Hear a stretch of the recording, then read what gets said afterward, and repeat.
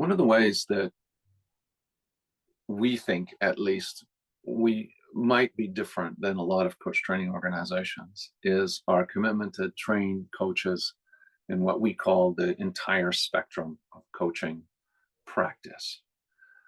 So we have something that we've developed that may not be our own unique IP, but it at least is packaged in a way that makes sense to people.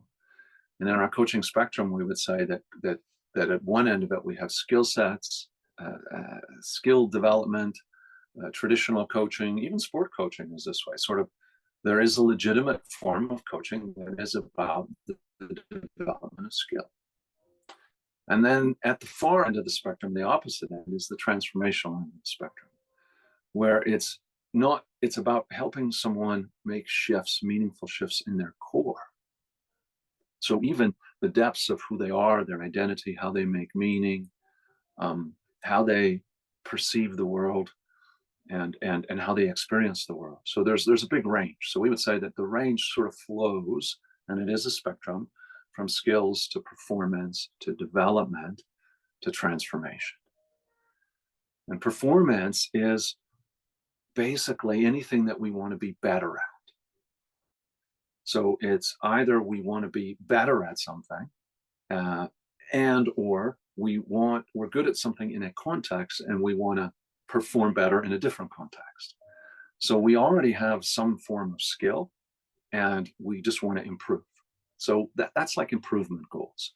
So skill set is about attainment, developing some skill, and performance is about improving something. Development is much more about core competency, maturity, and wisdom. So it's much broader. So presentation skills, for example, is a skill. We can improve our performance. But if we want to develop as a communicator, then that's more of that developmental area. So it's a much broader general perspective, and can involve both performance and skills as well. Transformational shifts are we're moving toward the top end of adult development into self-transformation. And that again is a different space. So at one end, you're developing skill sets. At the other end, you're much more developing mindsets. And as some would say now, especially people involved in the Ubuntu movement would say the heart set. So this idea of a mindset and a heart set is that transformation. When you coach someone, actually, they could need to develop at all of those areas. So even at the transformational end, they might need to develop some skills.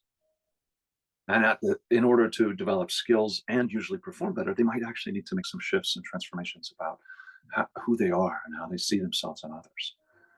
So many coaching organizations train skills, train performance. There's large organizations that are focused on that. And it's very useful, very legitimate coaching. Our personal preference, our organizational preference, I would say, is that coaches need to be skillful in that entire spectrum, because we don't know where our clients are going to go. And they may raise a skill issue and then bump into a way of being issue.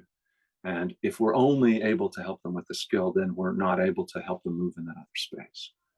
And of course, we could know other coaches who are better at those things and refer people to them.